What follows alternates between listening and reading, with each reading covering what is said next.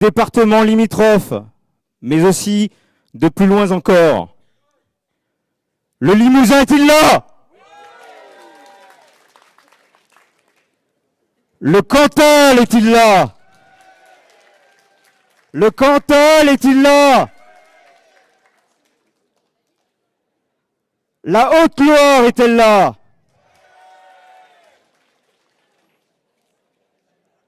L'Allier est-il là?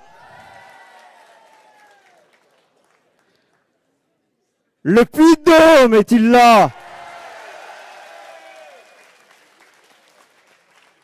Et je n'oublie pas nos amis du Rhône, qui sont venus de très loin aussi.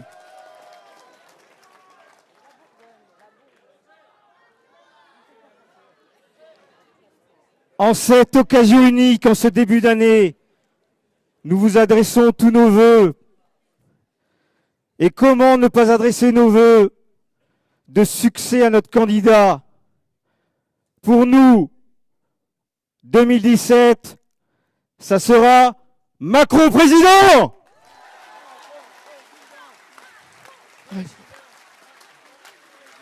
Macron président! Macron président!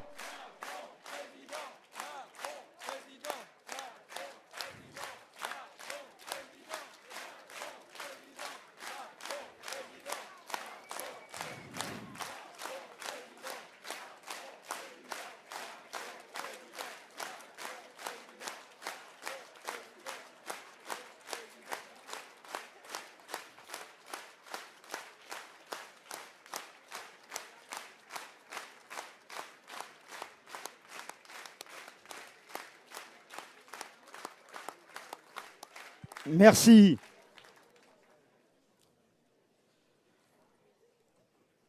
« 2016 aura été l'année de la construction d'un mouvement jeune, né en avril, autour de quelques volontaires. Je me rappelle notre première réunion à Clermont-Ferrand au mois de juin de cette année, disons de l'année dernière maintenant. Et nous avions la prétention de regrouper sur cette réunion l'essentiel des adhérents des 4 départements d'Auvergne. Et ce jour-là, nous étions 4.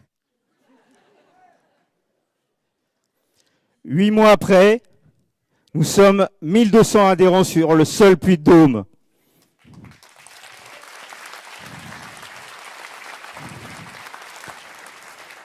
« 2000 adhérents sur l'Auvergne.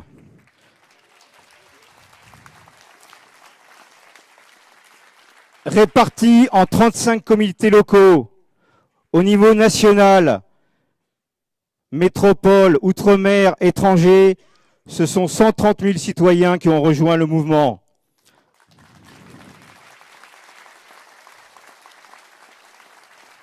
Qui l'eût cru? Qui l'eût cru qu'au bout de 8 mois, nous aurions atteint cet objectif? En Auvergne, j'ose le dire, le mouvement En Marche est la première formation politique.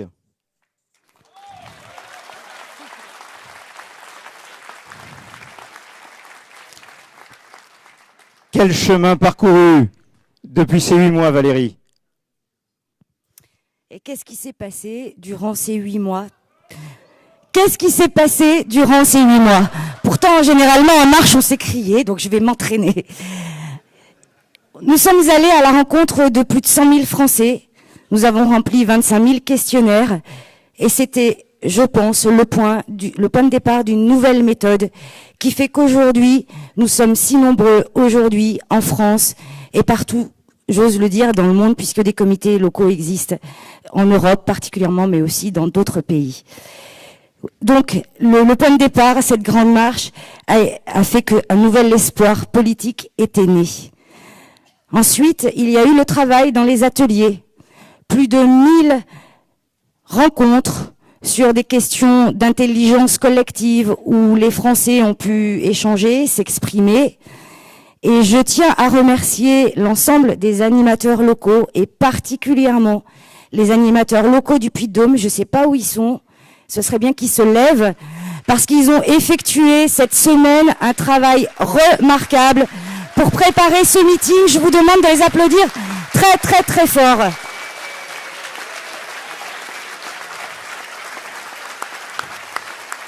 Je vous demanderai aussi d'applaudir très très fort plus de 100 helpers qui sont du Puy-de-Dôme mais aussi de la France entière et qui font que les choses se déroulent super bien aujourd'hui.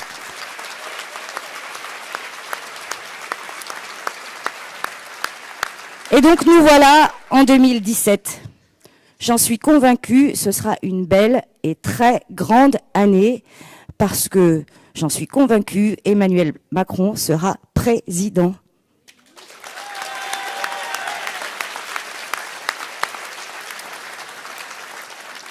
Parce que cela va être l'année du rassemblement pour sortir des clivages stériles de la droite et de la gauche. Cela va être également l'année de la transformation pour enfin faire entrer la France dans le 21e siècle. Et ce sera enfin l'année de la révolution pour enfin faire de la politique autrement. Ce nouvel espoir, nous le devons à un homme et une méthode, celle d'Emmanuel Macron. Je vous demande de vous lever tous très fort pour accueillir Emmanuel Macron.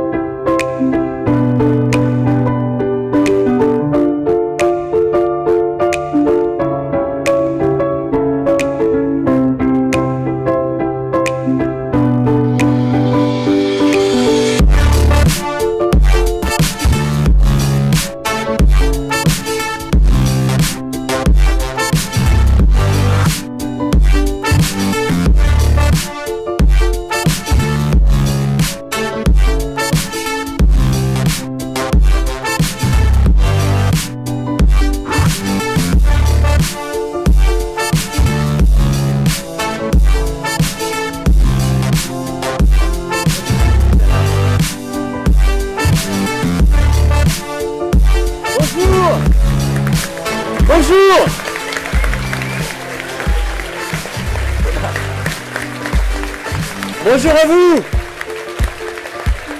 Merci à toi. Merci à toi. Merci à toi. Merci à tous les deux. Merci à vous, merci d'être là. Bonjour. Merci à vous. Merci à vous. Bonsoir à toutes et tous. C'est formidable de voir cette énergie.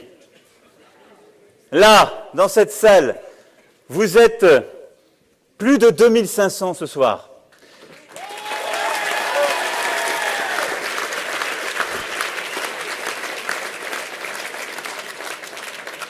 Nous sommes plus de 2500 ici et je veux commencer par présenter mes excuses aux quelques 500 personnes que nous n'avons pas pu faire rentrer, qui, comme vous, ont attendu dans le froid et malheureusement n'ont pas pu nous rejoindre.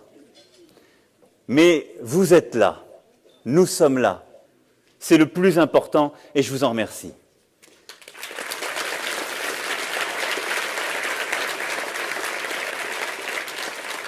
Merci à Guy et Valérie d'avoir non seulement lancé notre rassemblement ce soir, mais depuis le début, de vous être engagés à nos côtés pour porter le mouvement, ici, à Clermont, dans tout le département, et au-delà d'ailleurs, dans la région.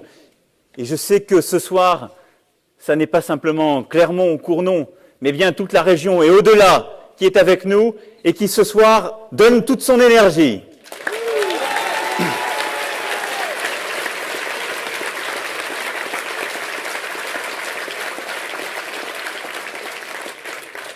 Je me souviens avec beaucoup d'émotion de mes précédents passages à Clermont,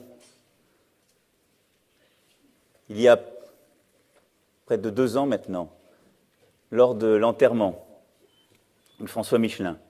Et je me souviens cette gravité vibrante qu'il y avait, cette pierre noire de la cathédrale, cette gravité qui avait envahi toute la ville et qui montrait combien ici on ressent profondément dans le silence et la douleur. Je me souviens aussi, quelques mois plus tard, lorsque nous sommes allés à Issoire, à Champex. Champé! Mais c'est pas possible que vous soyez autant, sauf à ce que Roger Jean, que je salue, ait emmené tout le monde. Et il est avec nous, depuis le début, lui aussi, avec courage. Je veux remercier toutes celles et ceux qui ce soir sont là, à mes côtés, sont venus du département, de la région. Jacques Mézard, qui est là depuis le début.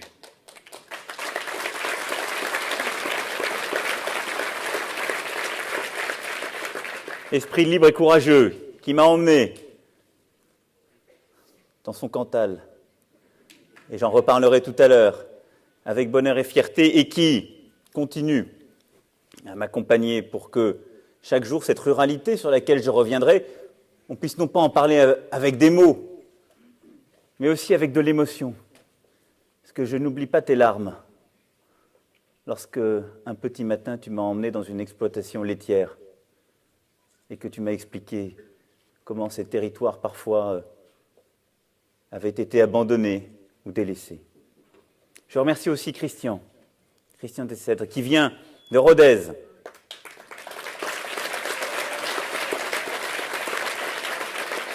Et qui lui aussi, depuis le début, est à mes côtés. Et nous avons cheminé l'été dernier, vous êtes plusieurs à venir de la région. Remercier la Lozère et Francis, se remercier, et la Corrèze, voilà, vous remercier toutes et tous. Et René, toi qui as dirigé, René Souchon qui a dirigé la région et qui est là ce soir aussi. C'est cette réconciliation de toutes celles et ceux qui parfois d'ailleurs ont mené sur le terrain des batailles contraires, qui n'étaient pas toujours d'accord, mais qui ont toujours avec la même conviction œuvré ici, œuvré pour l'Auvergne et ses belles terres. C'est aussi le combat que mène votre président du conseil départemental, Jean-Yves Goudbel. Il n'est pas avec nous ce soir. Il n'a pas pu. Mais je m'honore d'avoir son soutien et son parrainage.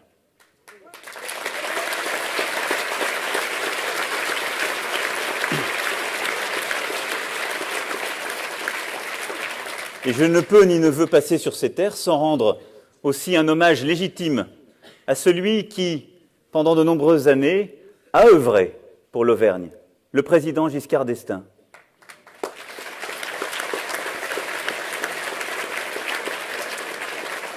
Qui, après avoir accompagné la France dans un moment fort de modernisation, de libération aussi de sa société, a porté la cause de l'Auvergne, loin et fort, et a commencé certains combats que Jean-Yves continue aujourd'hui.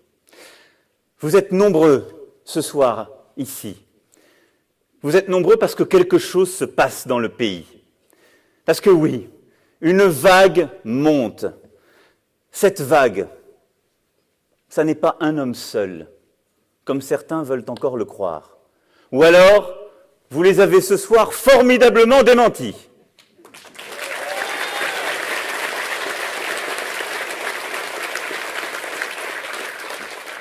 Cette vague, ça n'est pas non plus un mouvement parisien, ou alors, ce soir, j'ai un problème de géographie.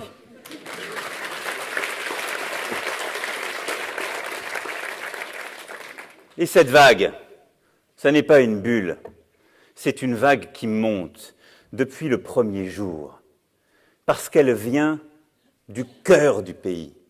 Parce que ce que depuis le premier jour nous avons fait, ensemble, c'est d'écouter, de construire, d'aller chercher les idées, les convictions partout dans le pays. Nous avons fixé un cap,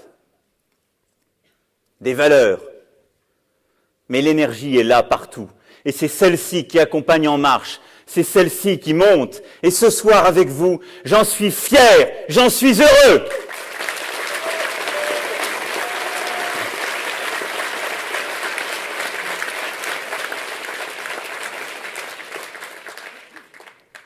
Alors je suis venu ce soir à Clermont-Ferrand pour vous présenter mes vœux. Je vous ai fait grâce de ces vœux vidéo dans lesquels tout le monde aujourd'hui a décidé de donner son talent, parce que quand on a certaines fonctions, ils sont légitimes, on peut les faire à ses amis, mais il me semble que ce qui a le plus de sens, c'est de les faire au cœur, au contact du pays. Et donc je l'ai fait ce soir devant vous. Évidemment, il y a les vœux de santé, il y a les vœux pour vous, vos proches, vos familles. Il y a des vœux de mobilisation, indispensables, parce que notre combat est collectif pour redresser notre pays. Mais les vœux ce soir que je veux formuler pour vous, ils tiennent en deux mots. Pensez printemps.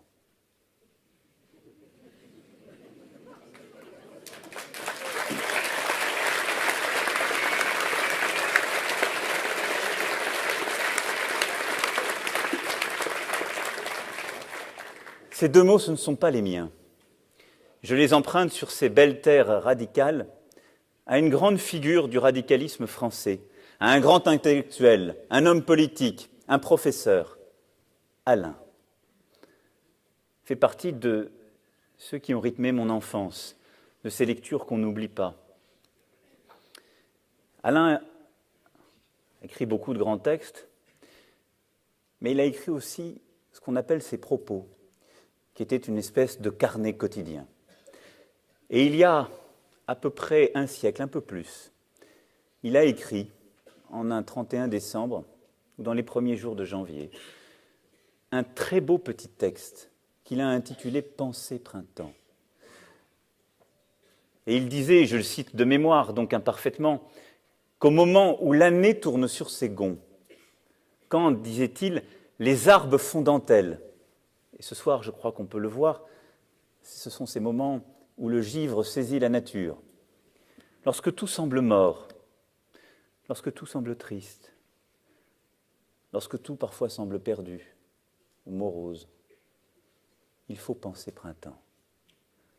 Non pas penser printemps pour s'émerveiller, non pas penser printemps par bêtise ou par une forme de béatitude médiocre, mais penser printemps parce que, au moment même où cette désolation s'installe dans la nature, quelque chose se prépare qui est déjà là.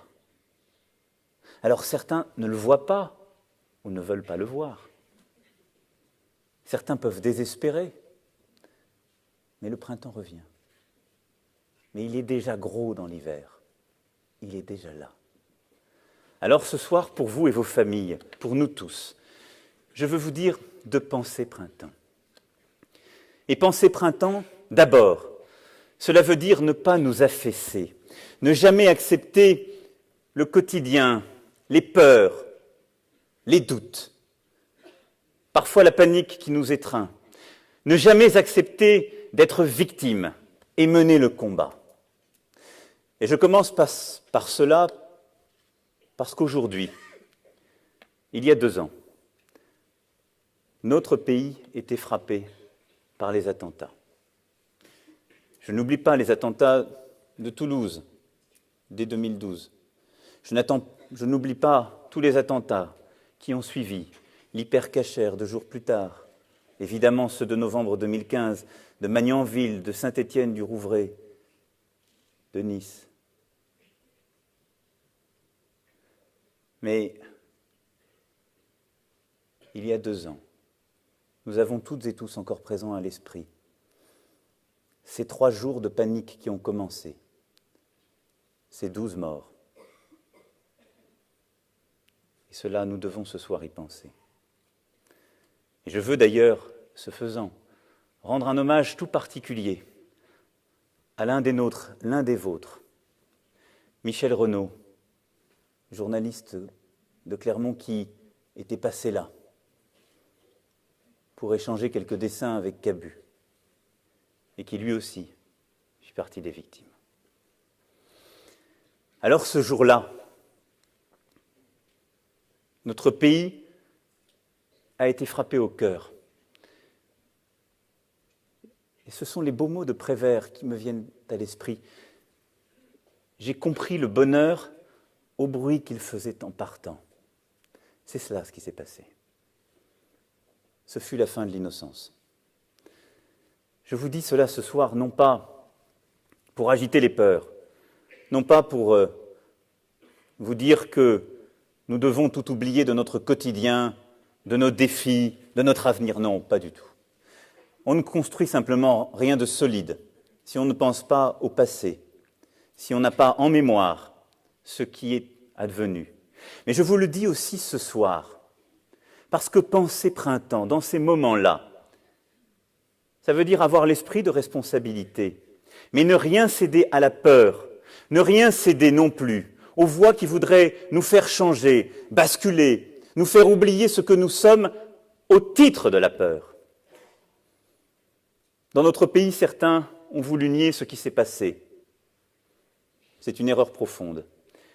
Mais dans notre pays, bien souvent la réaction a aussi été une forme de panique, d'agitation continue, une forme d'autoritarisme excessif, comme si cela permettait au fond de répondre à l'émotion. Rien ne répond à l'émotion. Elle est là, et nous devons la vivre, l'embrasser, l'accompagner. Mais nous devons nous tenir debout, ne jamais accepter d'être les victimes, non pas d'une guerre. Une guerre supposerait d'avoir un ennemi et une armée, mais d'une lutte. Une lutte sans merci qui a alors commencé. Une lutte contre le crime terroriste absolu, contre un islamisme terroriste et radical qui abîme notre pays, qui l'abîme parce qu'il conduit certains à confondre tous les sujets et à vouloir, par ce truchement, attaquer une partie des Françaises et des Français en raison de leur religion. Il divise le pays en son cœur parce que certaines et certains ont commis l'erreur de vouloir sombrer dans la panique. nous devons, dans cette période qui va durer, nous tenir droit, fort, parce que c'est cela, l'histoire, le sens, le cœur du peuple français, d'être parfois attaqué, mais de ne rien céder à la panique, d'être tenu par un commandement, celui de l'autorité vraie, qui donne un cap, qui assure une sécurité, mais qui à chaque instant refuse de voir son agenda dicté par quelques-uns qui sont des barbares, refuse de se laisser diviser par quelques-uns qui n'attendent que cela. C'est cela notre devoir, et c'est cela ce que je veux conduire.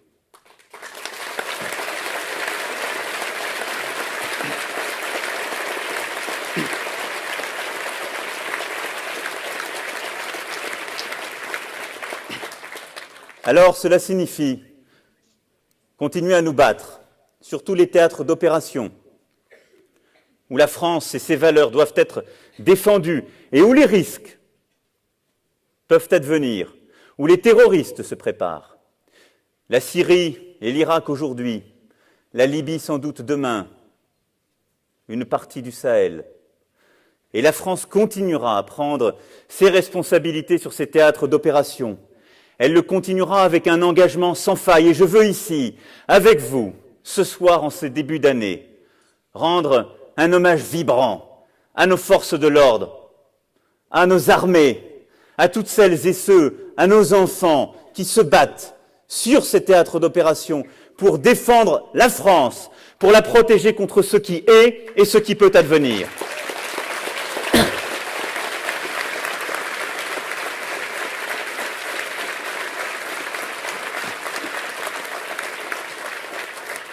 Cela, nous continuerons à le porter, mais nous l'inscrirons dans une stratégie qui doit être plus européenne, avec nos partenaires allemands, avec nos partenaires européens, parce que ces défis sont des défis européens aussi, parce que la France ne peut porter seule, éternellement, ce fardeau.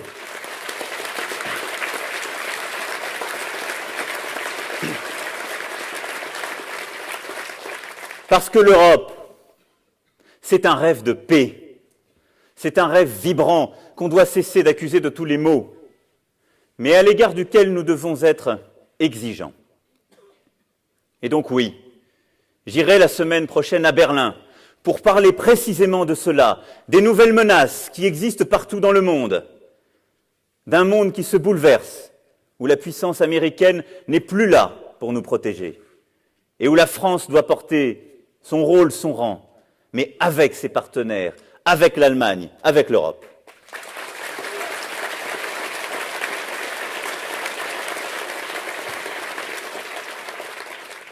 Être à la hauteur de ces défis, penser printemps aujourd'hui, en se remémorant ce qui s'est passé il y a 2 ans, c'est aussi prendre toutes nos responsabilités en matière de sécurité. J'entends les doutes, les colères de nos forces de l'ordre, qui se sentent aujourd'hui parfois abandonnées, qui ont besoin de moyens, et j'y reviendrai dans les prochaines semaines, qui attendent de la visibilité, une considération légitime. Elles étaient là tout au long des mois qui ont passé.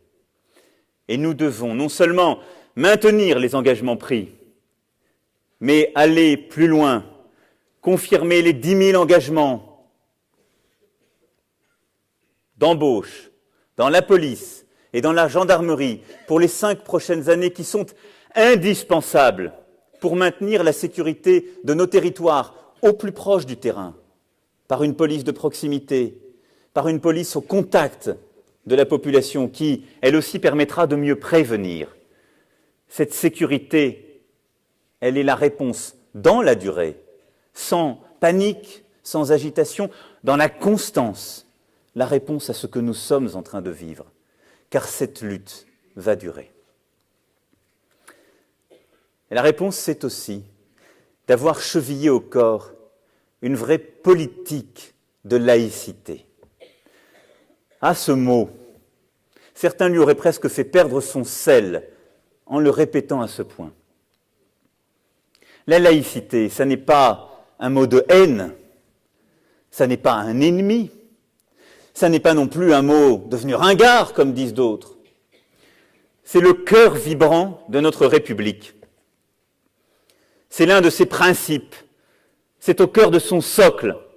Parce que la laïcité, c'est une liberté, la liberté de croire et de ne pas croire. La laïcité, c'est ce principe qui protège tout un chacun, qui, dans un quartier, dans une ville, ne veut pas céder à la tyrannie de la majorité et veut garder son quant à soi, sa liberté de penser.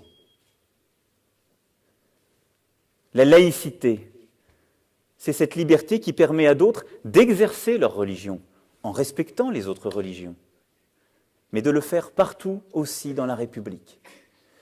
Ne cédons rien sur ce principe, ni à celles et ceux qui veulent défendre des communautarismes en attaquant la laïcité, qui veulent porter un projet politique contre la République en s'attaquant à la laïcité. Mais ne laissons rien non plus à celles et ceux qui veulent utiliser la laïcité pour porter une forme de projet de haine ou d'exclusion. La laïcité, c'est la République française tout entière. C'est un bloc. Et ce bloc, c'est une liberté.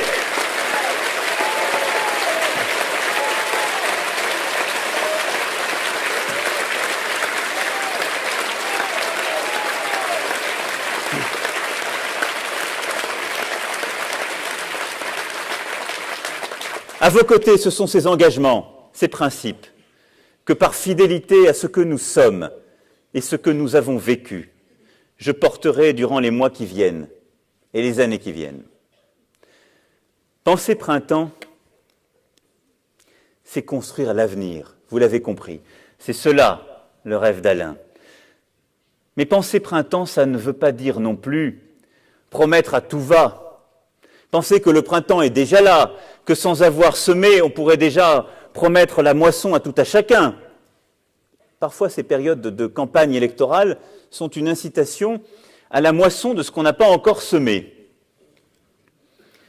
Mais pour penser printemps, il ne faut pas non plus désespérer.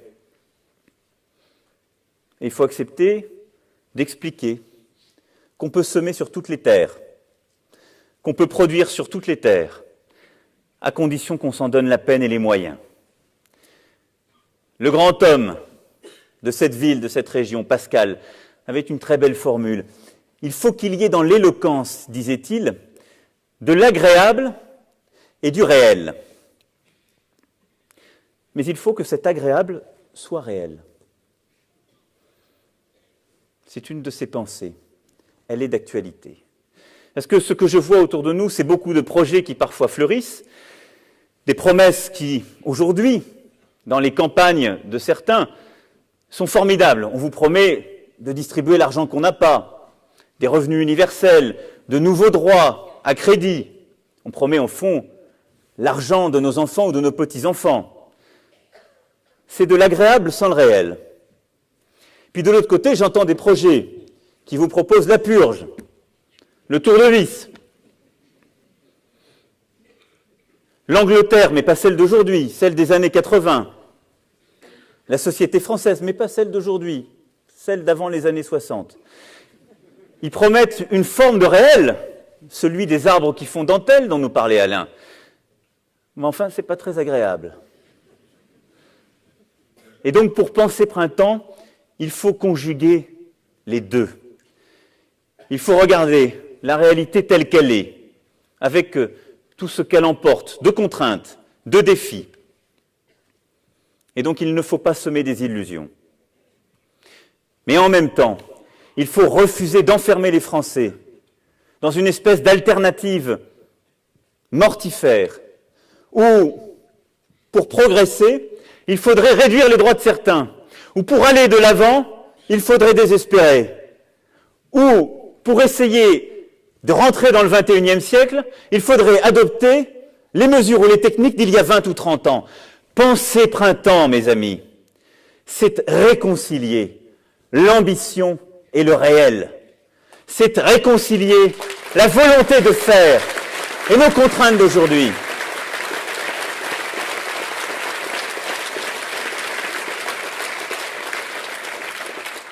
donc le projet que je veux porter avec vous, c'est un projet de bon sens, mais où nous allons toutes et tous nous dire la vérité.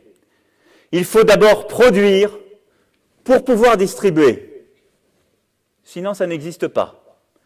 J'avais tout à l'heure des gens très généreux qui, devant les halles de Clermont, m'expliquaient, vous, malheureusement, chacune et chacun vit dans sa condition, je passe pour être un odieux banquier. J'essaie de me remettre, de me traiter depuis plusieurs années, mais ça ne passe pas. Et donc,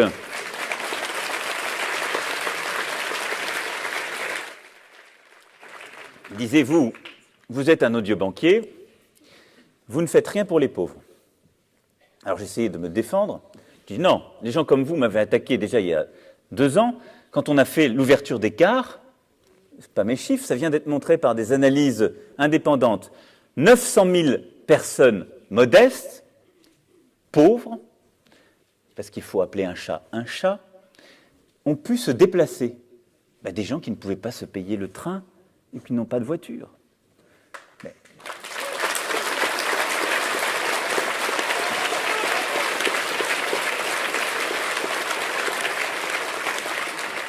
Et donc, lui disais-je, vous vous faites une fausse idée. Vous appelez ça de la libéralisation. C'est un gros mot. On a ouvert un secteur, les autocars, qui était fermé. Tout était interdit. Vous vouliez ouvrir une ligne entre Clermont et Lyon ou Clermont-Marseille. Il fallait demander des autorisations invraisemblables. Il fallait faire du cabotage international.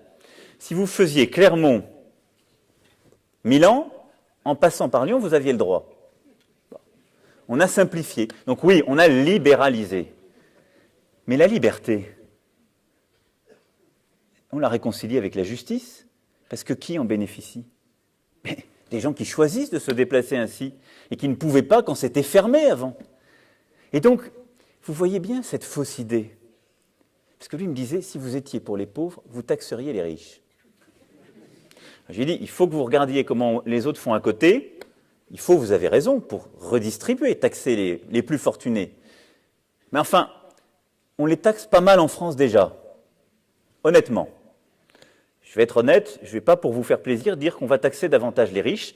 Parfois ça a marché dans des campagnes, on a pu dire on va les taxer encore plus.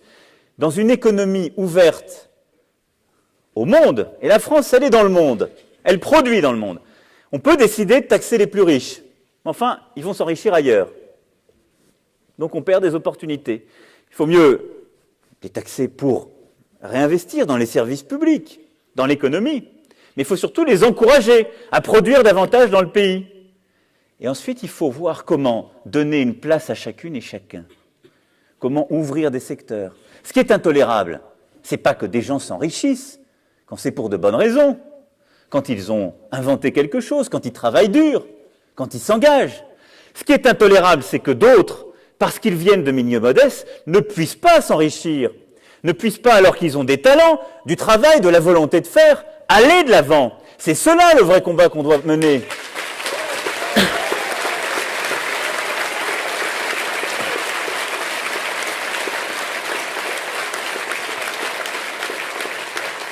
Et donc, ce que je veux, c'est qu'on réconcilie la liberté et la justice. La liberté et l'égalité. Ça n'est pas un hasard. Si sur le frontispice de notre République, ces deux mots sont accolés, ça n'est pas pour les opposer, c'est parce qu'ils se conjuguent ensemble, en action. C'est cette réconciliation à laquelle nous devons arriver. C'est cela, le projet progressiste que nous allons porter.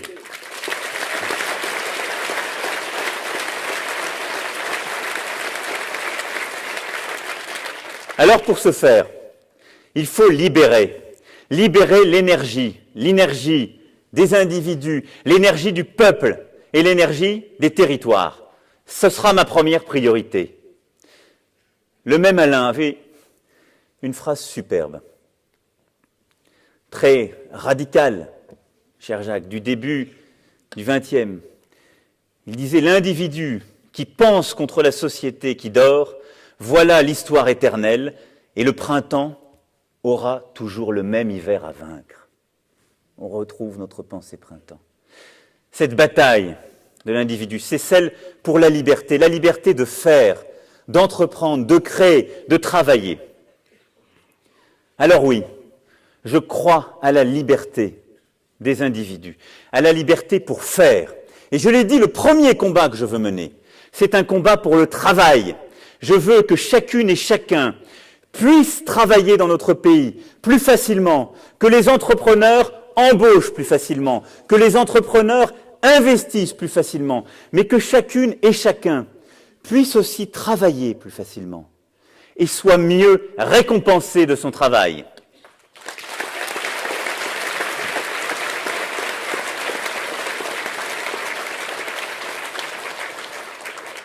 Alors pour cela, qu'est-ce que nous allons faire? D'abord, conduire une réforme du travail ambitieuse. Notre droit du travail doit être simplifié.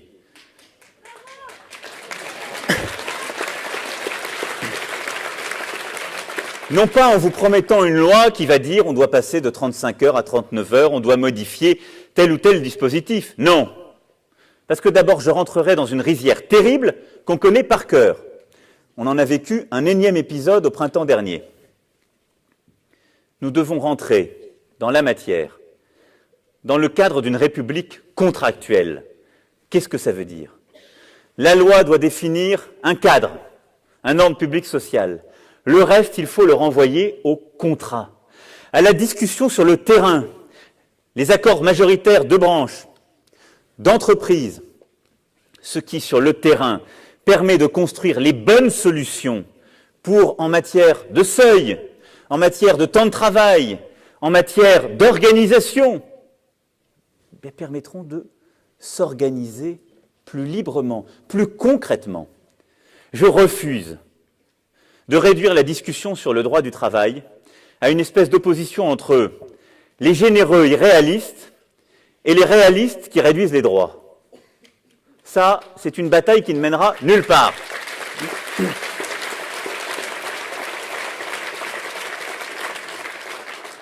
Comment nos voisins ont fait? Certains ont accepté de réduire les droits massivement. Eux, ils ont fait de l'austérité. On entend souvent parler de cela. Ce n'est pas ce que je propose.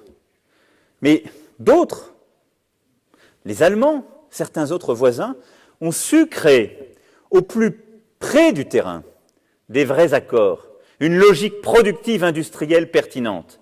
C'est cela que je veux pour notre économie. Parce que une exploitation agricole, l'exploitation que nous avons visitée ensemble dans le Cantal, elle n'a rien à voir en termes de droit du travail, en termes de contraintes, avec un grand groupe industriel qui est à Paris, qui a 2 usines en France, ou même avec la Bosch, comme on dit, à côté de Rodez. Ça n'a aucun sens. Vous avez d'à côté quelqu'un qui a 2 employés, qui doit se lever tous les matins à 5 heures, quand ça n'est pas plus tôt, qui se bat au quotidien, avec des règles qui ne sont pas faites pour lui, et de l'autre, un grand groupe qui a des milliers d'employés et qui est installé avec une solidité financière, une capacité à s'organiser, à gérer la complexité. Si nous voulons avoir une réponse adaptée, eh bien, il faut permettre, selon les secteurs, la taille de l'entreprise, d'adapter nos règles, de permettre que dans cette exploitation agricole, s'il veut grandir, ou dans un restaurant qui veut se développer, il y en a tellement qui viennent de la région et que je connais si bien à Paris. Vous pouvez les applaudir parce que ce sont des courageux.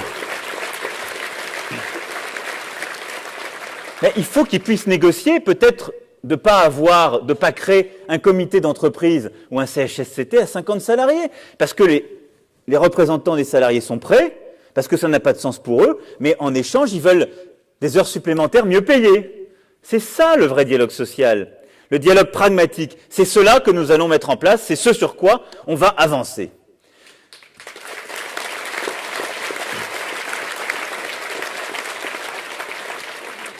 Ensuite, il y a un point qui me tient à cœur. C'est ce qu'on appelle le coût du travail. Là aussi, que n'entendons-nous? Quand on baisse le coût du travail, on fait des cadeaux aux entrepreneurs. Non, on ne fait pas des cadeaux. De la même façon que j'ai jamais croisé un entrepreneur qui embauchait les gens pour les licencier. Il y a quelques idées ancrées dans la tête de certains qui n'ont pas beaucoup de sens. Mais nous sommes au cœur d'une révolution numérique, d'une transition environnementale profonde qui change nos habitudes de consommation, qui change notre organisation collective, qui fait que nous sommes aujourd'hui, dans ce monde ouvert, soumis à la concurrence de pays à bas coût, de pays qui innovent, et que nous-mêmes, dans beaucoup de secteurs, nous devons innover, investir, transformer le modèle productif.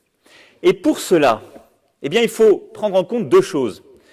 Il faut que les employeurs puissent investir pour se moderniser, pour produire moins de CO2, pour justement accompagner, non pas accompagner, faire cette transition énergétique et environnementale. Ce sont les entreprises qui les font sur le terrain, celles qui vont investir pour moins polluer, pour développer des panneaux solaires, pour changer leur processus de production, pour avoir justement une meilleure gestion des flux.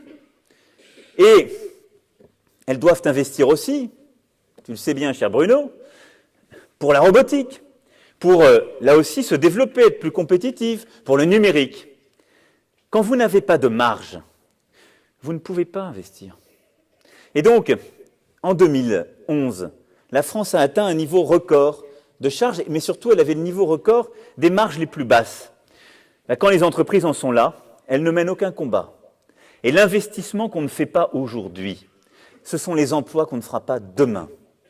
Donc oui, je suis pour conduire une politique d'amélioration des marges des entreprises pour qu'elles puissent investir et embaucher. Et de l'autre côté, si vous ne baissez pas le coût du travail, le travail sera de plus en plus concurrencé par le travail à l'autre bout du monde, celui qui ne coûte rien et qui ne paye aucune charge en France, celui qui est fait en Chine, en Inde ou ailleurs, ou par la robotisation. Et c'est à ce moment-là qu'on fait des choix qui ne sont pas les bons. La robotisation, elle accompagne le travail. Mais si on ne fait pas les bonnes réformes, eh bien, on supprimera tout à terme. Et donc, c'est pourquoi je supprimerai le crédit d'impôt compétitivité emploi pour le remplacer par une baisse de charges claire, durable, pour tous les types d'entreprises.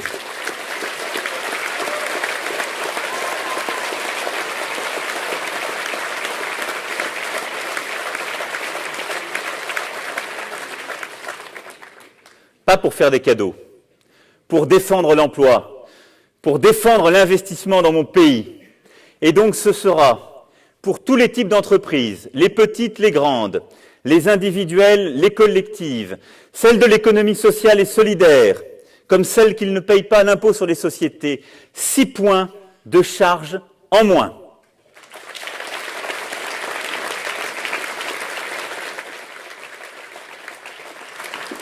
Et ce, pour tous les salariés jusqu'à 2,5 SMIC. Mais en plus de ça, il faut aller plus loin. Les charges, c'est aussi et surtout un problème pour celles et ceux qui sont les plus jeunes, les moins qualifiés, qui peuvent parfois avoir une opportunité d'emploi, mais pour lesquels le SMIC, avec les charges, est trop important. Et il y a aujourd'hui sur notre territoire beaucoup d'emplois détruits ou d'emplois qui ne sont pas créés à cause du niveau de charge qu'il y a encore au niveau du SMIC. Et donc, en plus de ces 6 points de charge, je supprimerai toutes les charges générales pour au SMIC, pour l'ensemble.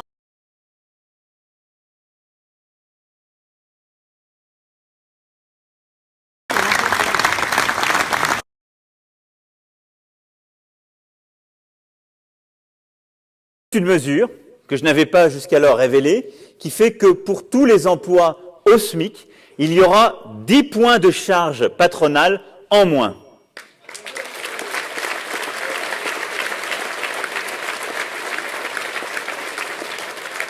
C'est un investissement. C'est un investissement pour toutes les entreprises qui en ont besoin. Les exploitations agricoles. Aujourd'hui, je ne peux pas embaucher, les charges sont trop.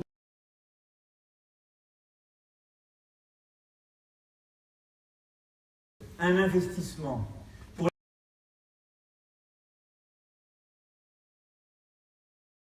détruit de l'emploi.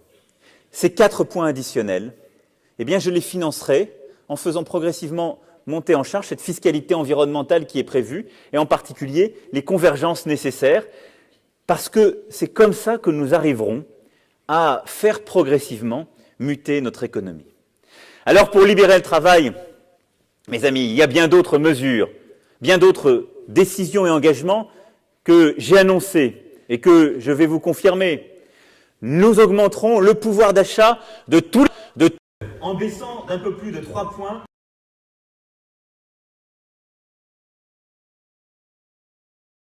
quelles que soient leurs conditions, salariés, fonctionnaires, indépendants, professions libérales, verront leur pouvoir d'achat augmenter, compte étant tenu de la mesure de compensation que je prendrai sur la CSG. Tous, parce que je veux qu'en France, le travail paye mieux.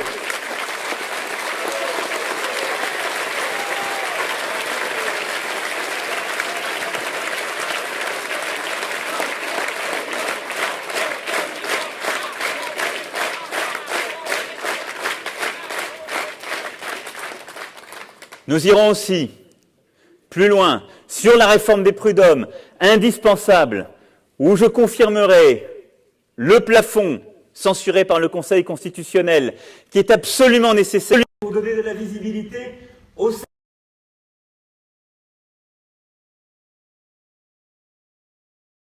indispensable, qui doit être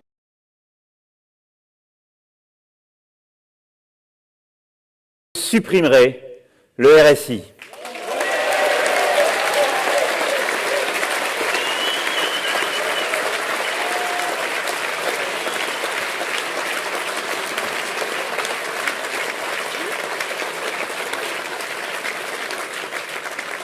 Je le supprimerai en faisant 2 choses. D'abord en permettant un droit d'option pour tous les indépendants pour opter pour le régime général d'assurance maladie.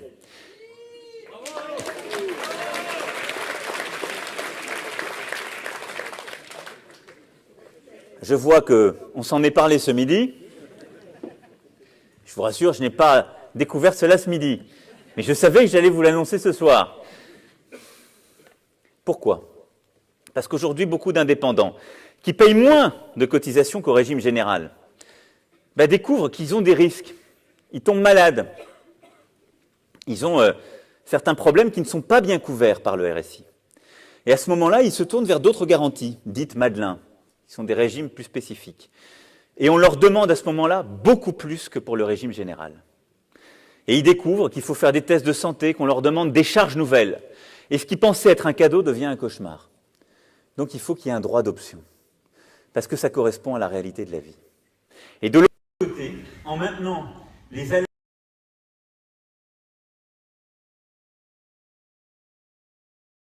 ça veut dire que je supprimerai cette caisse qui gère trop peu, en fait, d'indépendants, et qui donc a des délais trop importants, a des ratés, des erreurs, et qui donc conduit à des tracasseries, parfois des traumatismes pour beaucoup d'indépendants, parce que tous les indépendants qui travaillent en France doivent avoir les mêmes droits que l'ensemble des salariés du secteur privé ou que l'ensemble des fonctionnaires en termes de qualité des prestations, en termes de rapidité de remboursement. Et donc cette réforme, c'est cela.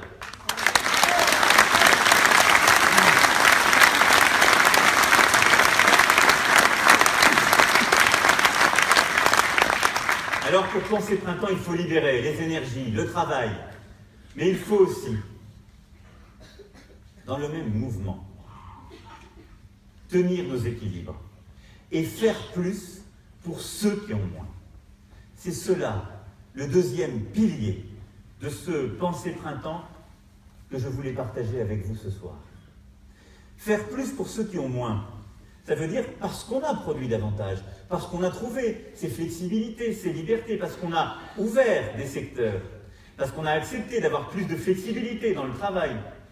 On doit aussi accepter de regarder les transformations en cours et les injustices qui sont là, qui se créent. On ne fait pas bien si on libère sans être juste. Le projet aujourd'hui porté par la droite conservatrice est un projet injuste. Parce qu'il libère, j'entends certains dire, c'est un projet libéral. Non. Non, le libéralisme politique comme économique, il libère, mais il libère les individus en regardant les inégalités de départ. Il ne libère pas pour que ceux qui ont déjà réussi réussissent mieux. Ça, c'est du conservatisme.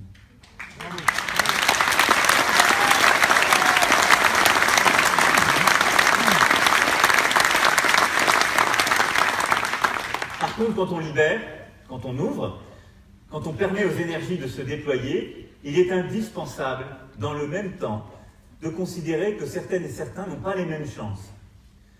Viennent d'une autre famille, d'un autre endroit, d'autres territoires qui n'ont pas les mêmes capacités à faire, parce qu'il y a des inégalités de départ. Et c'est pour cela que ce deuxième pilier dont je veux vous parler ce soir, se faire plus pour ceux qui ont moins, ça n'est pas de la commisération, ça n'est pas l'aumône, c'est insupportable. C'est le cœur de la promesse républicaine, celle de fraternité, qu'on oublie trop souvent. Mais c'est celle de l'égalité vraie.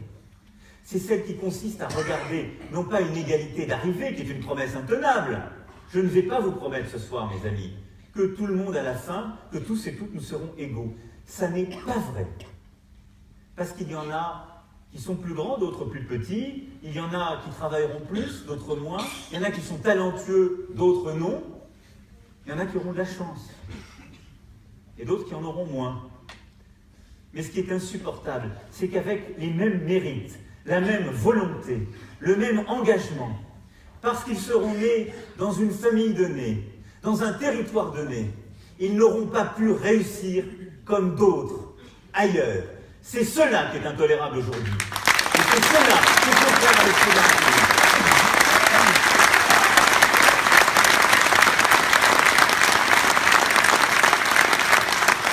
Alors, faire plus pour ceux qui ont moins, c'est penser ensemble nos transitions, c'est penser ensemble pour le chômage et la formation continue des droits plus justes. Je ne les détaillerai pas ce soir, je serai trop long.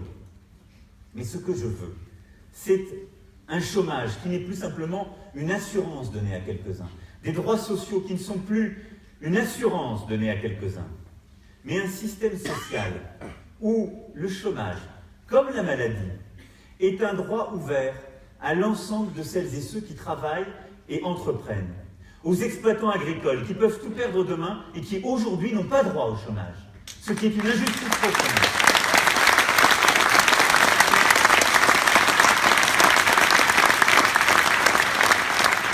Aux commerçants, cher Francis, aux artisans, à tous celles et ceux qui aussi prennent des risques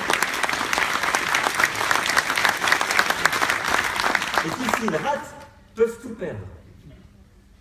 C'est un élément de justice et d'efficacité. Et en même temps, ce que nous allons faire, j'entends certains qui disent « ça n'est pas finançable, c'est horrible ». Les gens dont je parle là ne sont pas des gens qui vont au chômage en le choisissant. Il faut arrêter de penser ça. On ne va pas avoir demain des artisans, des indépendants qui vont se mettre au chômage.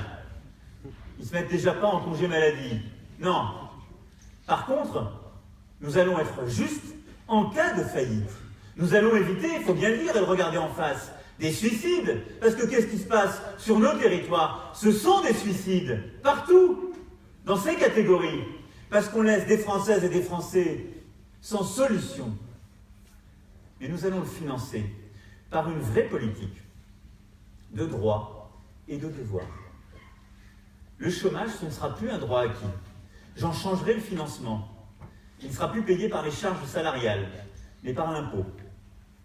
Donc ce seront des droits, mais en même temps des devoirs. Plus personne ne vous dira « Moi j'ai droit au chômage, donc je vais y rester encore. Moi j'ai droit au chômage, donc l'offre d'emploi que vous me faites là, elle est bien. Elle serait mieux dans 3 mois. Ça correspond mieux à mes besoins. » Je ne dis pas que c'est la généralité, parce qu'être au chômage, c'est une souffrance, c'est une stigmatisation, c'est une douleur au quotidien. Mais aujourd'hui, parce que notre système est ainsi, eh bien, il y en a qui l'optimisent. Je déteste le discours porté par certains, parfois dans cette région. Ce discours d'assistanat. Non.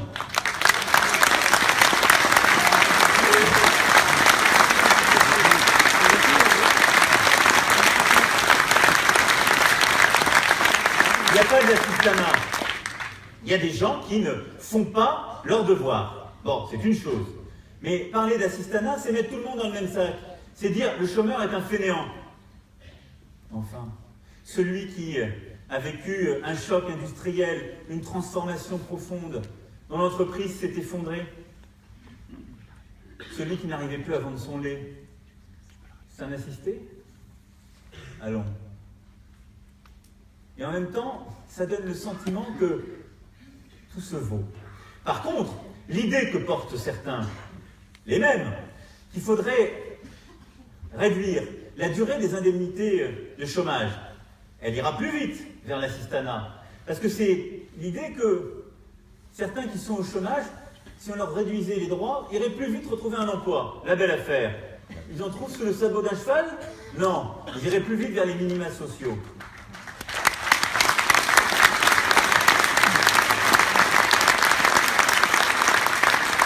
La clé, c'est un système de droits et de devoirs. Je veux que tous les travailleurs, quelle que soit leur situation, puissent avoir accès au chômage. Je veux que tous les travailleurs aient accès à la formation quand elle est nécessaire. Parce que demain, s'il y a un accident industriel dans un endroit, on ne peut pas laisser les Françaises et les Français dans le même secteur avec les mêmes qualifications. Il faudra les reformer. C'est une transformation, une révolution en profondeur de notre formation continue que je propose. Parce qu'il faudra, pour 1 an, 2 ans, les former pour aller vers un autre secteur, parfois une autre région, pour pouvoir justement gagner leur vie. C'est cela les nouveaux droits que nous devons créer. Pas des droits de créance.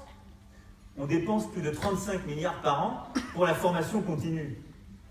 Et on forme toujours les mêmes.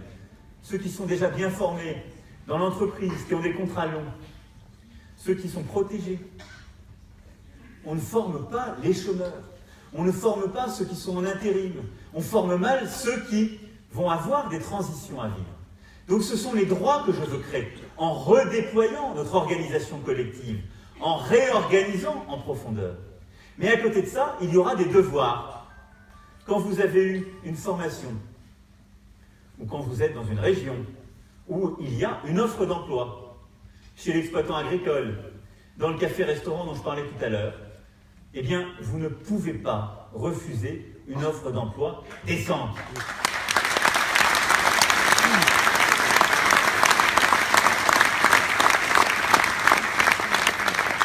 C'est cela, avoir une vraie politique républicaine, non pas de dire tous ceux qui sont au chômage sont des assistés, mais d'expliquer qu'il y a des droits et des devoirs. Et donc derrière ces devoirs, il y aura une obligation, et il y aura donc des contrôles.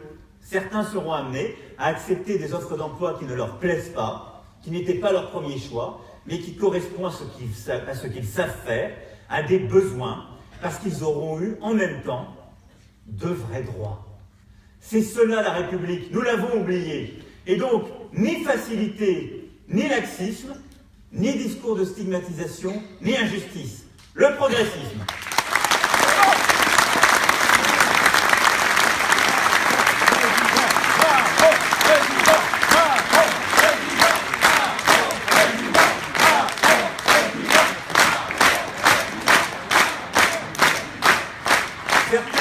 Qui ont moins, c'est aussi avoir une vraie politique pour l'école. J'en reparlerai plus en détail, mais on n'est pas dans la même situation. Quand on rentre en CEP, Auvergne ou dans les beaux quartiers de Clermont, c'est la réalité. Or aujourd'hui, on a la même politique éducative. On a des petites différences, on enlève 2-3 élèves. On paye quelques dizaines d'euros, quelques centaines d'euros. Les professeurs en ont. Ça ne règle pas le problème. Un enfant qui arrive dans un quartier en difficulté, en CEP, eh bien, il a parfois 200 mots de vocabulaire. Il a parfois des parents qui savent mal le français. Il a parfois jamais été devant un pédiatre, et donc on ne sait pas s'il sait lire au tableau. Je vous promets que c'est la réalité. Je ne sais pas s'il entend très bien. Il a des parents qui ne s'occupent pas bien de lui parfois, parce qu'ils sont eux-mêmes en détresse sociale. Celui qui arrive dans les beaux quartiers, c'est formidable, c'est notre fierté, c'est la grandeur de la France, mais il a eu des milliers d'heures d'interaction avec ses parents, il sait déjà bien souvent lire, écrire et compter, on le sait bien. Il a été plusieurs fois chez le pédiatre.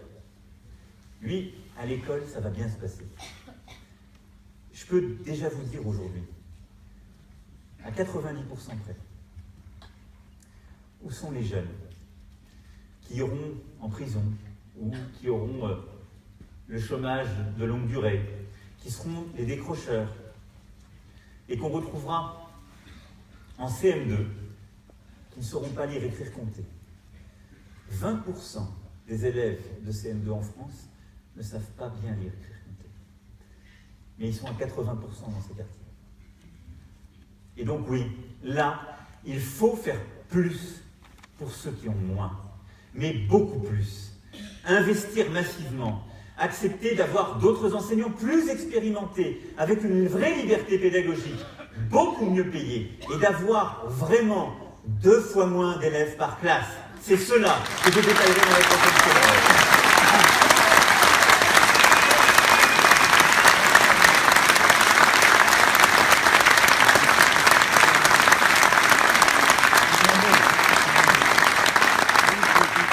La vraie injustice,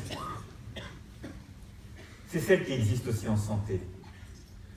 Parce qu'il y a l'inégalité sociale, l'inégalité territoriale qui mine nos territoires et une partie de notre population. Et là aussi, je vais vous le dire, la réponse, ça n'est pas de regarder la santé ni comme une espèce de sanctuaire qu'il ne faudrait pas toucher, la main sur le cœur en disant « moi je vais défendre la santé en France », il ne faut rien toucher. C'est un service public extraordinaire. Il y a des médecins libéraux, on va continuer à les serrer un peu. La santé, c'est formidable. Et de l'autre côté, quand j'entends un discours sur la santé qui consiste à dire « la santé, ça n'est qu'un coût », on va régler le problème, on va dérembourser des soins et on va supprimer des postes dans la fonction publique hospitalière. Là, je dis, on ne vit pas dans le même monde. En tout cas, on n'a pas les mêmes défis face à nous.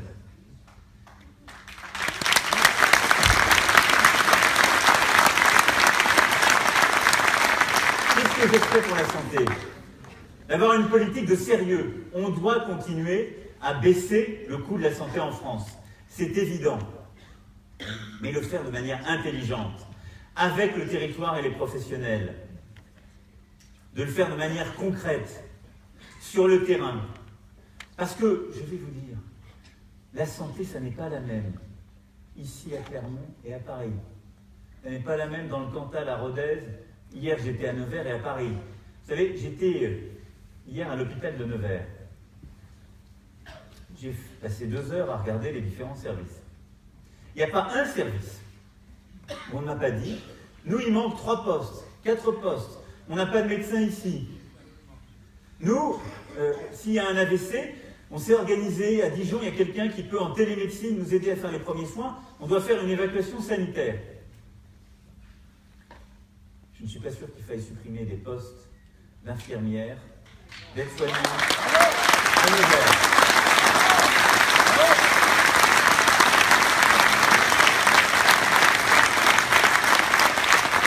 Par contre, ils ne sont pas bien répartis sur le territoire. Et donc, nous avons en santé des défis. Le premier, celui de la prévention. Parce que si on veut baisser les coûts, là, les gens doivent être moins malades. Ce que je dis est du bon sens, on l'a oublié. La France soigne bien, elle prévient mal. Et donc, en la matière, j'ai pris plusieurs engagements. Hier, je les rappellerai. 2 ce soir que je veux rappeler. Le premier, je veux que tous les étudiants dans les professions de santé aient ce que j'appellerais un service sanitaire de 3 mois. Qu'est-ce que ça veut dire? Que tous les étudiants, infirmiers, dentistes, médecins, kinés, eh bien, aient 3 mois de leurs études prévues pour faire de la prévention. Ils seront formés 1 semaine à 2 semaines et ils iront à l'école, dans les lieux de travail, dans les maisons de retraite, pour faire de la prévention contre le tabac, contre l'alcoolisme.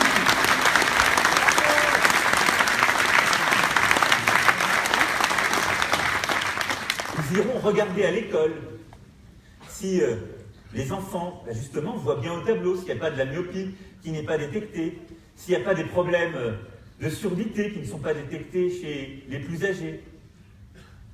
C'est fondamental, la prévention. Ça n'a aucun coût. Ce sera dans la maquette pédagogique. Et c'est une armée, chaque année, de 40 000 jeunes professionnels que nous déploierons partout sur le territoire.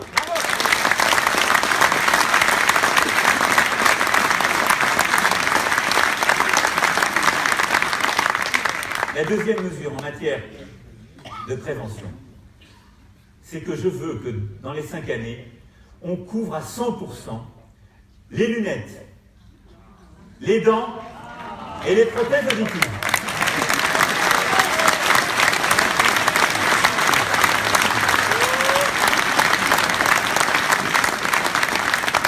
Je vais vous dire pourquoi. Je vais vous dire pourquoi et comment on le finance. Pourquoi? Parce qu'un enfant dont les parents ne peuvent pas lui payer ses lunettes, ce qui existe aujourd'hui, c'est un enfant qui ne peut pas poursuivre ses études. Parce qu'un chômeur qui ne peut pas soigner ses dents, qui a les dents gâtées, pardon de parler de choses triviales, hein, enfin c'est ça notre quotidien. Ce n'est pas des belles et grandes idées. Toujours. C'est le mariage des deux. S'il a des dents gâtées, qui ne se les soigne pas, il ne décrochera pas à l'embauche. On le sait bien. L'employeur le verra. Il dira, c'est une drôle de tête. C'est ça, c'est d'une cruauté infinie. La personne âgée qui ne peut pas se payer l'appareil auditif, qui coûte très cher, c'est quelqu'un qui continuera à entendre mal, qui s'accommodera de cela progressivement. Mais elle ira beaucoup plus vite vers la démence, l'isolement, la grande dépendance qui nous coûte beaucoup plus cher. Et donc vous voyez que si on traite mal ces sujets, mais comme tous les sujets en matière de prévention, eh bien, ça coûte in fine beaucoup plus cher à la société, beaucoup plus cher à notre système de santé. C'est fondamental. Alors, comment je vais le financer? Eh bien, par un travail entre la sécurité sociale et les complémentaires. Un travail pour, justement, étendre cette couverture pour tous, mais pour aussi baisser les prix. Parce qu'aujourd'hui, c'est parfois 9 fois plus cher en France que chez les voisins d'avoir des prothèses dentaires. C'est 3 fois plus cher que chez les voisins d'avoir des prothèses auditives. C'est ça la réalité.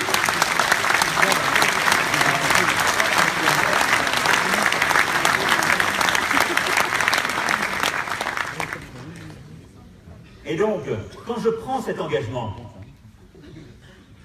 c'est un engagement aussi d'une plus grande concurrence, d'une liberté accrue, d'une transparence tarifaire, d'une pression mise sur certains pour qu'on puisse couvrir tout le monde au bon prix. Et puis, le défi de la santé, c'est aussi celui de la ruralité. Je vais vous dire, avant de conclure, quelques mots sur ce beau sujet, sur ce grand sujet, qui est essentiel lorsqu'on veut faire plus pour ceux qui ont moins. Parler de ruralité, ça n'est pas dire on va faire plaisir à quelques-uns qui sont perdus, parce que c'est des territoires reculés de la République, et qu'il faut, en quelque sorte, de la même façon parfois que certains ont d'aborder les territoires ultramarins, en disant voilà, on va faire notre devoir. On va s'acquitter de ce qu'on leur doit, puisqu'ils se plaignent tant. C'est pas ça, parler de la ruralité. C'est tenir la promesse que j'évoquais tout à l'heure. C'est de dire la ruralité, oui, ce sont des paysages formidables. Ça fait plaisir aux métropolitains quand ils vont en week-end. Ce sont des territoires qu'on aime retrouver pour les vacances, pour quelques jours. Mais enfin, ce sont surtout des territoires qui veulent pouvoir vivre, qui veulent pouvoir réussir, qui veulent pouvoir avancer, et puis on a un droit.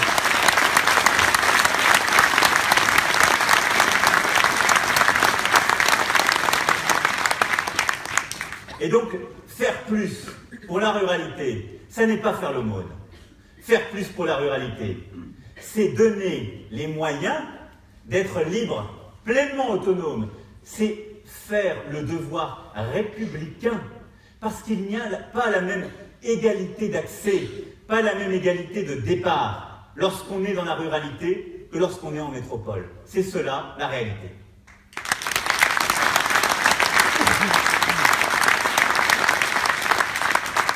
Ça veut dire qu'en matière de santé, il faut continuer à développer les maisons de santé pluriprofessionnelles, aider à attirer les professionnels sur le terrain, en investissant aux côtés des collectivités, en rendant la ruralité attractive, pas en faisant des plans d'en haut. Non. J'étais tout à l'heure dans l'Allier à Saint-Pourçain, formidable maison de santé pluridisciplinaire.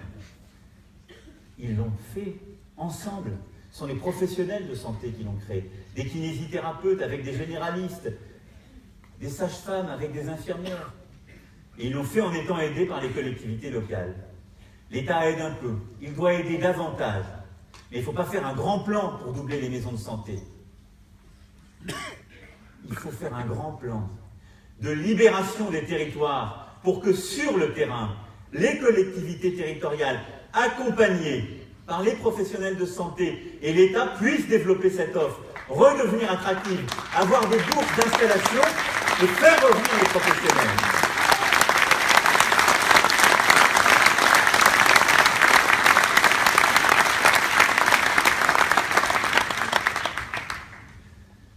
Ça veut dire aussi permettre, dans la ruralité, à toutes celles et ceux qui entreprennent, d'entreprendre plus facilement.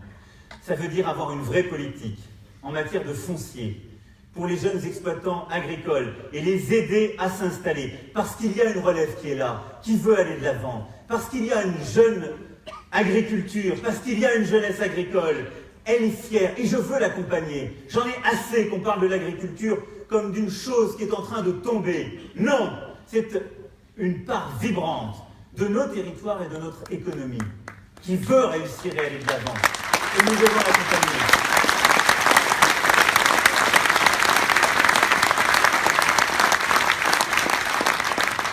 Ça veut dire des aides à l'installation et au foncier. Ça veut dire une vraie politique de prix. Ce que demandent les agriculteurs, enfin, c'est pas d'être aidés, c'est de vivre de leur travail.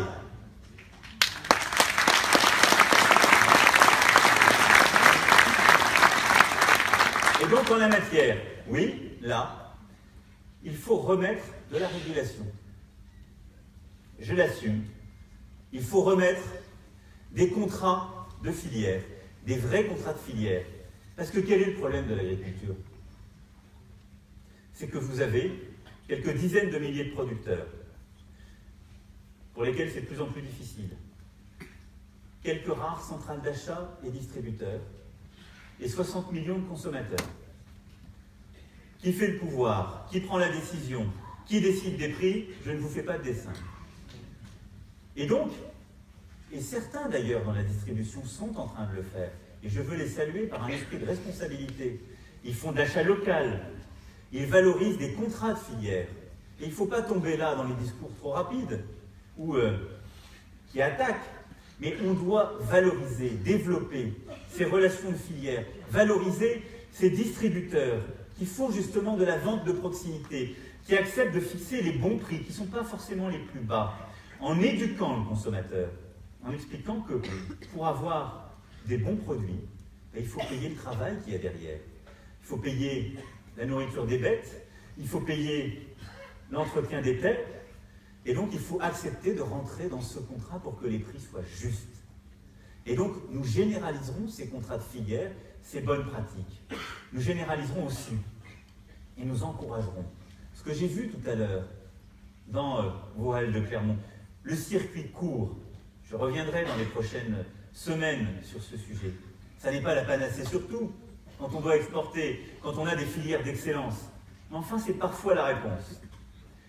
Et puis nous devons aider nos exploitants agricoles à se diversifier, à avoir d'autres sources de revenus, dans l'énergie, par la mécanisation ou par d'autres innovations, en développant d'autres activités de valorisation du patrimoine. Ils le font aussi. Et le patrimoine rural ne serait plus là s'il n'y avait pas les agriculteurs, les paysans, au fond. Parce qu'on emploie toujours aujourd'hui des circonlocutions. Les exploitants agricoles, ce sont des paysans. Ce n'est pas une insulte, paysan. C'est un beau mot. C'est être dans un pays, mais c'est aussi le faire, le transformer, le modeler, le façonner. Il n'y aurait plus de pays s'il n'y avait pas de paysans.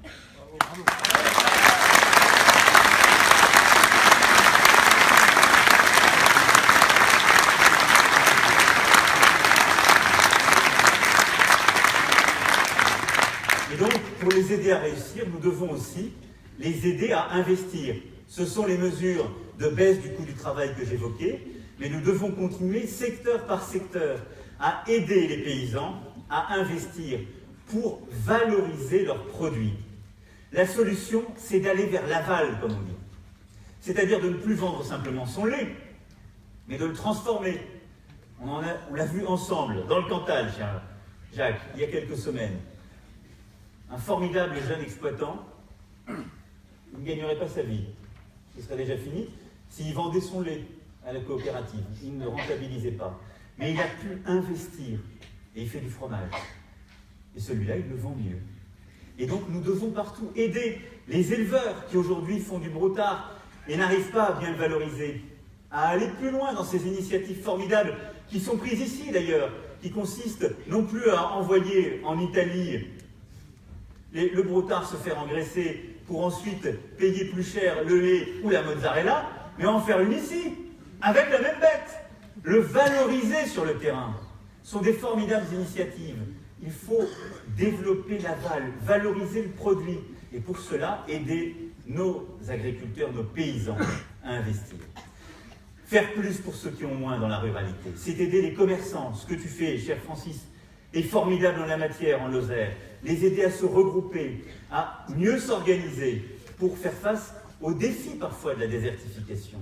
C'est avoir une couverture numérique à la hauteur. Tout ce que je vous dis depuis tout à l'heure n'existe pas si on n'a pas la fibre ou la 3G au moins. Les maisons de santé avec la télémédecine, formidable innovation, bon courage si vous ne captez pas. Et c'est le cas dans beaucoup de territoires. En tant que ministre, j'ai fait le maximum. Je vous assure, on s'est battu à quelques-uns pour développer la fibre, pour mettre encore plus de contraintes sur les opérateurs. On a fait des choses très compliquées. Développer dans les centres-bourgs, ils seront tous couverts. En 2G, ce qui n'est pas suffisant. Demain en 3G, d'ici l'été. Pour développer des antennes relais dans 1700 centres de priorité, au-delà des centres-bourgs. Mais il faut aller plus loin. C'est l'investissement d'infrastructures du XXIe siècle. Et donc, je vous le dis, je présenterai dans quelques semaines un plan ambitieux de couverture du numérique qui ira plus loin que celui en cours en conduisant l'État à prendre ses responsabilités et donc à investir lui-même à marche forcée partout où les opérateurs ne le feront pas.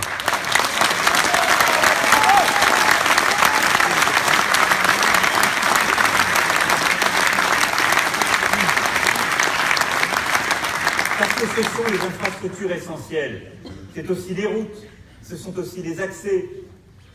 Combien se sont battus pour le TGV ou l'aéroport de proximité? Vous savez, je viens d'une ville qui ne s'est toujours pas remise de ne pas avoir eu le TGV. Avec mon épouse, nous venons d'Amiens. Je peux vous dire, j'étais encore, il y a quelques jours, on vous parle encore, je le sais, c'est pour ça que j'en parle, nous avons vécu le même traumatisme. Il y a encore certains qui parlent de leur bagarre d'il y a 20 ans. Parce que le TGV, à l'époque, il y avait des réalités politiques locales, il a fait directement de Paris à Lille. Eh bien, Amiens a beaucoup perdu. De l'accès, des entreprises, des services. Et donc oui, les infrastructures de transport, c'est aussi important. Alors je ne vais pas vous promettre un grand plan à 300 milliards. Parce que vous savez, les grands plans à 300 milliards d'infrastructures, certains grands présidents de la République et grands premiers ministres les ont promises. C'était en 2010-2011 de mémoire. Alors les mêmes vous disaient que la France était en faillite, vous me direz, donc il va y avoir une cohérence. Enfin, ces grands plans, c'était du vent, ils n'ont jamais été faits. Donc je ne vous ferai pas de promesses avec de l'argent que je n'ai pas. Par contre, ce que nous allons développer, là aussi, avec les territoires, dans un dialogue responsable, c'est que chaque territoire, bassin d'activité, chaque ville-centre, soit raccroché par des infrastructures dignes du XXIe siècle, eh bien à la métropole ou au centre d'activité important pour elle. Ah, ce n'est pas des grands plans napoléoniens, mais c'est ça un plan efficace du XXIe siècle. Ça veut dire que si le cœur de votre activité est dans une métropole qui est à 200 km, vous ne pouvez pas avoir 2 ou 3 heures de route. Vous devez avoir un accès rapide. Parce que la vie de vos entreprises, de vos concitoyens en dépend. Parce que c'est le développement économique, parce que c'est votre santé, parce que c'est ça l'efficacité. C'est ce plan d'infrastructure concret avec les territoires que je veux faire et que nous porterons.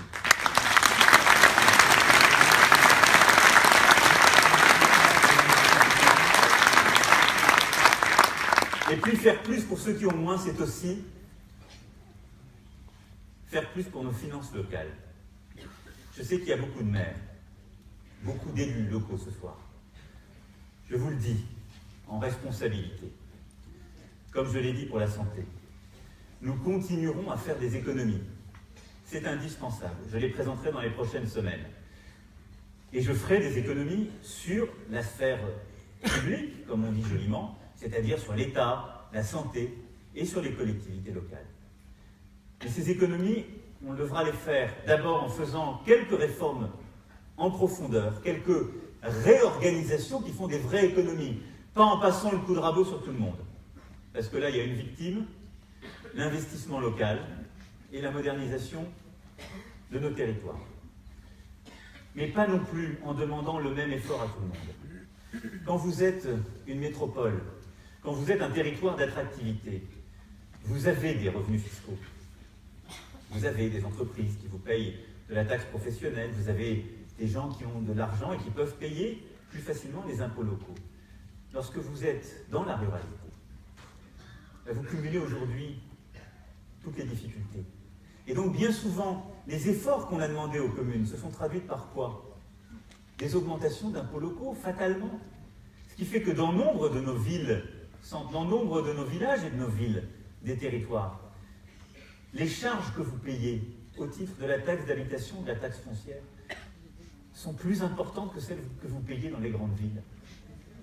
Et comment derrière aller expliquer? Il faut attirer des médecins, il faut attirer des entreprises. Ils comparent aussi.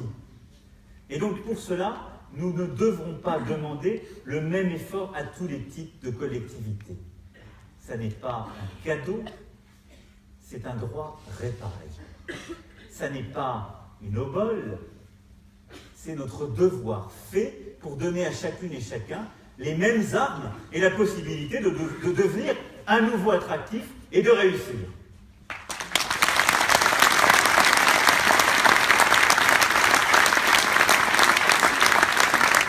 Parce qu'il y a partout en France une volonté de faire, une innovation, une volonté d'aller de l'avant, et donc faire plus pour ceux qui ont moins, dans la ruralité, comme dans les quartiers, partout en France, eh bien, c'est donner la possibilité aux énergies qui sont là, bloquées, assignées à résidence, parfois d'ailleurs pointées du doigt, eh bien, d'avoir une égalité d'accès, comme le reste du territoire, de pouvoir, elles aussi, réussir enfin, avoir accès à cette liberté dont je parlais tout à l'heure. C'est cela ce que je veux faire avec vous.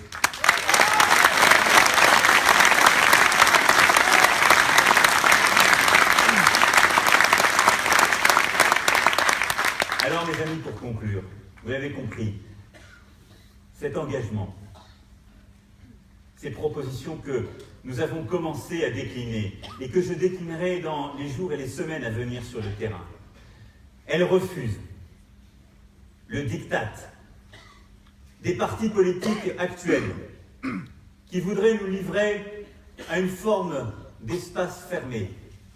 Les uns nous disent « Vous allez rentrer dans le 21e siècle, ce sera dur, je vais vous demander des efforts, surtout à ceux qui en ont déjà fait.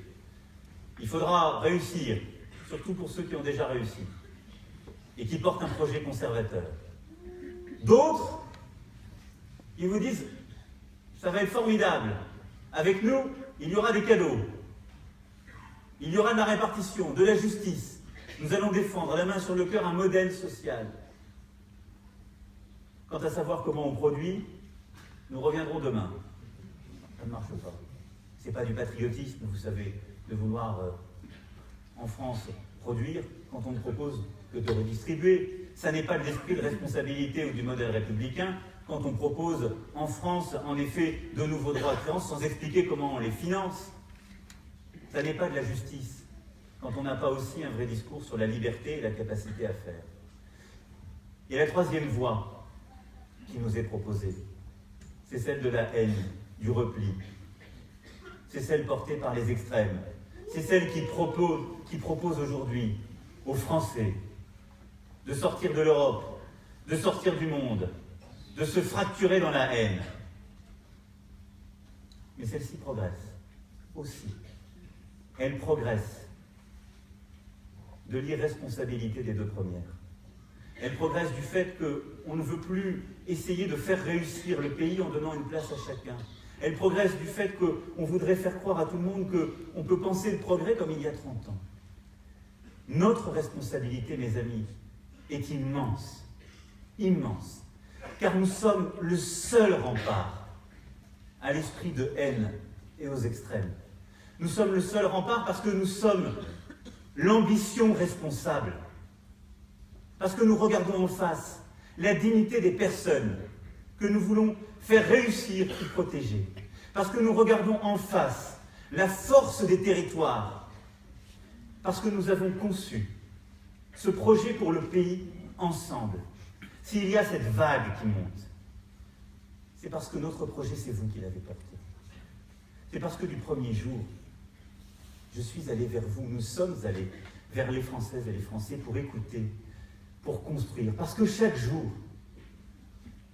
nos militants, nos adhérents, vous construisez un projet en vous réunissant, en réfléchissant, parce que nous écoutons pour faire. Mais parce que le projet que nous sommes en train de construire, c'est un projet pour prendre le pouvoir, mais le prendre pour le rendre au territoire, pour le rendre aux citoyens, pour leur permettre de faire.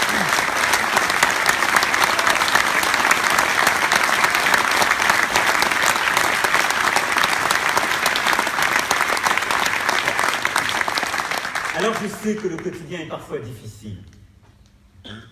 Je sais que la colère est parfois là. Je sais que, pour certains, parfois le désespoir peut s'installer. La responsabilité, la nôtre, celle des progressistes, c'est de porter pour eux cette espérance.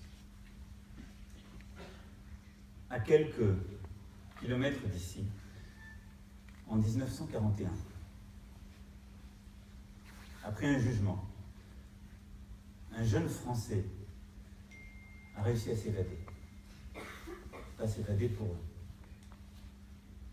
aller se protéger ou se cacher. Il s'est évadé pour rejoindre le général de Gaulle, pour se battre pour son pays. Il s'est évadé au risque de sa vie, pour que nous puissions ce soir être là et encore proposer, porter avec fierté ce qu'est la France. Il s'est évadé et il a eu ces mots, quelque temps après, en parlant de son jugement, de son emprisonnement, et en disant ce n'est pas la justice de la France, c'était celle de Hitler.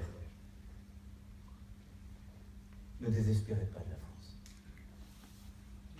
C'est ce qu'il a écrit. Ce jeune homme courageux, c'était Pierre Mendès France.